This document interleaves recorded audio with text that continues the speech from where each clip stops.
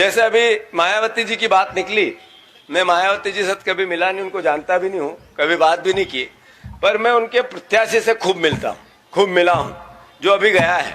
ये जिस दिन गया और इसने फोटो डाले, उसके एक दिन पहले 1 घंटे मेरे साथ था। डॉक्टर साहब, ये बात कहनी पड़ेगी भिंड के लोगों को। इसको मैंने कहा कि तेरे को ये जैसे ही जीतेंगे उस सीट से हम विधानसभा लड़ाएंगे, पर ये केवल जीतने और हारने की, इनके वोट काटने की कहानी थोड़ी है, नोट की भी कहानी। याद रख लेना, वहां से माल लाए हैं बीजेपी से। ग्वालियर कोर्ट ने जीतू पटवारी के खिलाफ गिरफ्तारी का वारंट जारी कर दिया है। कोर्ट ने कहा है कि जीतू पटवारी को जल्द से जल्द कोर्ट में पेश किया जाए, उनकी गिरफ्तारी की जाए। ये मामला शुरू हुआ भिंड के उमरी से। उमरी में जो देवाशीष जी जो लोकसभा का चुनाव लड़ रहे थे बसपा से, उनके खिलाफ जीतू पटवारी ने कुछ बयान दिए, उसके बाद उनके खिलाफ एफआईआर कराई। ये पूरा मामला शुरू वहीं से हुआ। हमारे साथ देवाशीष जी हैं, उनसे बात कर लेते हैं कैसे मामला शुरू हुआ, पूरी क्या शुरुआत से रहा, क्योंकि क्या जरूरत पड़ी कि आपको लगा कि एफआईआर करानी चाहिए। सबसे पहले तो आपके दर्शकों को नमस्कार। देखिए, मैं 2019 में कांग्रेस के टिकट पे लोकसभा चुनाव लड़ा था, और तब जब मैं चुनाव लड़ा था तब भारतीय जनता पार्टी ने मेरी इमेज ख़राब करने का, मुझ पर तमाम अनर्गल आरोप लगाने का प्रयास किया। और चुनाव में ये सब कुछ पार्टियां करती हैं, लेकिन हर चीज़ की एक सीमा होती है ना। और उस सीमा के लिए ही मोरल कोड ऑफ कंडक्ट लागू किया गया है। जब मैं कांग्रेस पार्टी से अलग हुआ, मुझे बहुजन समाज पार्टी की राष्ट्रीय अध्यक्ष माननीय बहन कुमारी मायावती जी ने लोकसभा का पार्टी से उम्मीदवार बनाया। मैं विधिवत अपना फॉर्म करके चुनाव में उतरा, और लेकिन जीतू पटवारी जी ने भिंड की उमरी में मुझ पर अनर्गल टीका टिप्पणी करी, असभ्य भाषा का, अमर्यादित भाषा का प्रयोग किया, और मोरल कोड ऑफ कंडक्ट का उल्लंघन करते हुए मुझ पर और मेरी पार्टी पर और मेरी राष्ट्रीय नेता पर लालछन लगाए, जिससे चुनाव में काफ़ी माहौल ख़राब हुआ। इसको लेकर मेरे द्वारा अपने इलेक्शन एजेंट के माध्यम से पुलिस में कंप्लेन दी गई, जिस पर इलेक्शन कमीशन ने नोटिस लेकर, संज्ञान लेकर उस पर एफआईआर दर्ज कराने का काम किया, जिसका प्रकरण अभी तक न्यायालय में चल रहा है। क्या हुआ था, क्या कहा था उनने ऐसा जो आपको गलत लग गया और आपको लगा कि एफआईआर करानी चाहिए इस मामले पे? नहीं, बहुत सारी बातें गलत थी। एक तो जिस तरीके से एक लोकसभा का कोई कैंडिडेट अगर चुनाव लड़ रहा है और आप एक राष्ट्रीय पार्टी के प्रदेश अध्यक्ष हैं, आपकी जो भाषा होनी चाहिए कैंडिडेट के प्रति, तू तड़ाक की भाषा, मुझे वो गलत लगा। दूसरा, मेरी नेता के ऊपर जो टीका टिप्पणी की उन्होंने कि मैं मायावती को नहीं जानता, लेकिन उनके प्रत्याशी को अच्छे से जानता हूँ, इस तरीके की भाषा का प्रयोग किया। फिर दूसरा सबसे बड़ी बात जो थी, जो मेन बात थी, वो ये थी कि बहुजन समाज पार्टी के प्रत्याशी पर उन्होंने भाजपा से सांठगांठ का, उससे करोड़ों रुपए लेन देन का, ये सारे आरोप उन्होंने सार्वजनिक मंच से लगाए। मैंने एफआईआर इसलिए की कि अगर उन्होंने आरोप लगाए हैं तो उनको न्यायालय में उनको साबित करना चाहिए कि कहाँ हैं वो पैसे, कितने पैसे लिए। तो और सीधी सी बात है, moral code of conduct election commission का ये बताता है कि आप चुनाव प्रचार के दौरान क्या टिप्पणी कर सकते हैं और क्या नहीं कर सकते।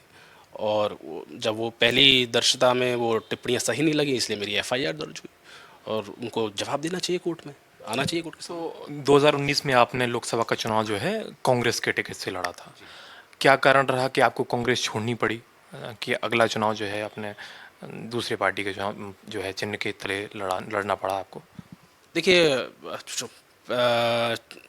बहुत सारे कारण थे उस बात के। मैं उन कारणों में इसलिए नहीं जाना चाहता कि काफ़ी समय उन बीच में बीत चुका है, लेकिन कांग्रेस पार्टी को ये अंतर्धान करना चाहिए कि उनके लोग उनको क्यों छोड़ रहे हैं। आज भी जब से मैं गया हूँ तब से भी वहाँ की स्थितियाँ बहुत ज़्यादा सुधरी नहीं है। और इस मामले में अभी जिस तरीके से प्रदेश अध्यक्ष पर आरोप लगे हुए हैं, और जिस तरीके से उनकी पार्टी का सेल, उनका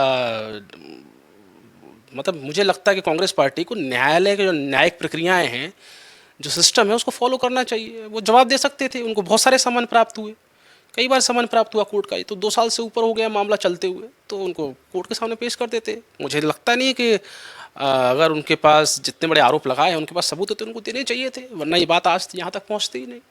मेरा ये मानना है। अभी तक पेश ही नहीं की उनने, अभी नहीं आया कोर्ट में, और कोर्ट से कोई संपर्क साधने का या किसी समन का जवाब भी नहीं दिया। क्या लग रहा है क्यों नहीं दिया अभी तक? और पुलिस का भी कहना था कोर्ट में, जब कोर्ट ने पूछा गया कोर्ट में कि आपने क्यों पेश नहीं किया, तो पुलिस का कहना था कि वो हमें मिले नहीं, ऐसा कई बातें निकल के सामने आई। तो क्या कहेंगे इस पर? अब देखिए, ये तो प्रशासन की और पुलिस प्रशासन की बात है, और इस बात का बेहतर जवाब कि वो कोर्ट में क्यों पेश नहीं हुए, ये बेहतर जवाब तो जीतू पटवारी जी दे पाएंगे कि वो कोर्ट में पेश क्यों नहीं हुए। ये जवाब तो आपको सवाल उनसे पूछना चाहिए कि वो कोर्ट में पेश क्यों नहीं हुए, बस इतना है। और उन्होंने, अगर ऐसी बात है कि कोर्ट पेश होना नहीं चाहते, तो मैं उनसे ये कहना चाहता हूँ कि हमारी पार्टी के प्लेटफॉर्म पे बात कीजिए, संपर्क साधिए। बहुजन समाज पार्टी के राष्ट्रीय अध्यक्ष से या प्रदेश के अध्यक्ष से या प्रदेश प्रभारी से आप बात कर सकते हैं। तमाम ऑप्शन उनके पास खुले हुए हैं, हर तरीके से स्वागत है उनका। 24 के लोकसभा चुनाव जब आपने लड़ा दूसरी पार्टी के चिन्ह के तले, तो उसके बाद क्या, जब आपने एफआईआर कराई, समन भेजा गया कांग्रेस के जो जीतू पटवारी हैं उनको, तो क्या उसके बाद उनकी साइड से या किसी अन्य व्यक्ति की साइड से आपसे संपर्क साधने का प्रयास किया गया हो, या कांग्रेस की साइड से किसी ने बात करने का प्रयास किया हो कि ऐसा क्यों है भाई, अपना आपस में बैठ के सुलटा लेते हैं मामला पूरा, जो भी मामला है? देखिए, अनऑफिशियल तो मेरा कोई संपर्क नहीं हुआ है, लेकिन हाँ, अनऑफिशियल तौर पे काफ़ी बार चर्चा हुई है। तो मैंने कहा एक बेहतर प्लेटफॉर्म पे अगर हम लोग बैठेंगे, चूँकि ये मेरे अकेले का मामला नहीं है, मैं नेशनल पार्टी का कैंडिडेट रहा हूँ, और लोकसभा का चुनाव मैंने बहुजन समाज पार्टी के बैनर के तले लड़ा है। तो इस मामले में अगर मैं पार्टी को इन्वॉल्व करके बात करूँगा, कोई भी बात होगी तो बेहतर होगी। इसलिए अनऑफिशियल बातों को मैं इतनी तवज्जो नहीं देता। हाँ, ऑफिशियल प्लेटफॉर्म पे कोई बात आती तो मैं शायद आपको बेहतर जवाब दे पाता, लेकिन अब सारा मामला कोर्ट के विचाराधीन है, कोर्ट उस पर संज्ञान ले रहा है, अब देखते आगे क्या होता है। जब बयान दिया था जीतू पटवारी ने उमरी में, तब उनने कहा था कि देवाशीष मेरे पास आया था, मेरी उससे बात हुई थी, मैंने समझाया था, लेकिन उसने इस्तीफा दे दिया, दूसरी पार्टी से जो है चुनाव लड़ा। क्या बात हुई थी उस टाइम पे, क्या ऐसा कुछ हुआ था, उनसे आपकी बात हुई थी, उन्होंने समझाया था? देखिए, जब मैं कांग्रेस पार्टी में था, वो हाँ, हमारे प्रदेश अध्यक्ष थे, तो निश्चित तौर पर कोई कार्यकर्ता अपने अभिभावक के पास, पार्टी के अध्यक्ष के पास निश्चित तौर पर अपनी बात रखने के लिए जाता है। और अगर वो बात आपको लगता है कि आप जो बात कहना चाहते थे वो बात वहाँ सुनी नहीं गई, या आप उस हिसाब से आपकी बात को लिया नहीं गया, तो हर कोई व्यक्ति, ये भारत लोकतांत्रिक देश है, सबको अपने अधिकार है, सबको अपने फैसले लेने का। मुझे उस समय जो उचित लगा, मुझे जो फैसला लेना था, मैंने फिर फैसला लिया। कोर्ट ने टिप्पणी दी है कि जीतू पटवारी के रोज़ाना जो है बयान सोशल मीडिया पर वायरल हो रहे हैं। पुलिस का कहना था कि हमें जीतू पटवारी मिले नहीं, या हमें हमारी पहुंच से बाहर हैं। तो इस टिप्पणी पे, कोर्ट की टिप्पणी पे क्या कहेंगे आप? तो हास्यास्पद है, ये तो सिस्टम का मजाक जैसा है कि सब कुछ सामने है, ये कोई छुपी बात तो है नहीं, हम लोग तो हंसी सकते हैं बाहर बैठ के लेकिन न्यायालय ने कहा है, पुलिस को सुनना पड़ेगा, कार्रवाई तो करनी पड़ेगी।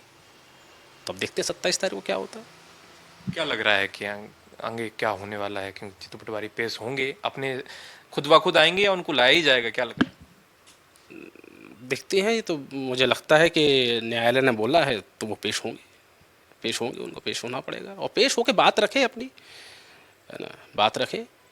उनको ये बताना है कि उनको कैसे लगा कि बहुजन समाज पार्टी का कैंडिडेट भारतीय जनता पार्टी लगा। ये तो कांग्रेस का ये आरोप मेरे पे अकेला नहीं है, इस तरह के आरोप तो वो हर वक्त लगाते रहते हैं। तो मैंने तो बस एक प्लेटफॉर्म कांग्रेस पार्टी को दिया है, मैं तो इसको इस वजह से लेता हूँ कि मैंने कांग्रेस को एक प्लेटफॉर्म दिया है कि वो आएँ और साबित करें कि बहुजन समाज पार्टी का भारतीय जनता पार्टी से क्या लेना देना है, और किस तरीके से आप जो आरोप लगाते हैं कि वो पैसा ले लेती है, बी टीम है, इस तरह के तमाम अनर्गल आरोप हम लोग कई विगत वर्षों से हम बहुजन समाज पार्टी पर देखते आ रहे हैं।